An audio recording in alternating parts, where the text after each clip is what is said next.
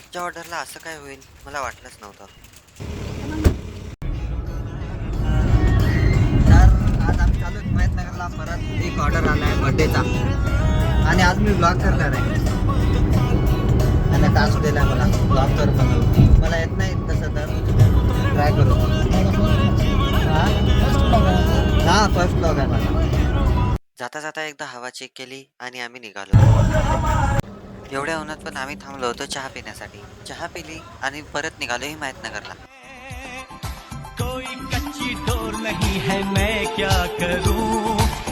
जसं जसं हिमायतनगरच्या जवळ जाऊ लागलं तसं तसं वातावरण खूप बिघडू लागलं. हवा चालू लागली जोरजोरात. आम्ही सेटअप लावायला चालू केलं आणि मधात लाईट पण जात होती. लवकर आम्ही सेटअप कंप्लीट करून फुग्याचं डेकोरेशन चालू केलं.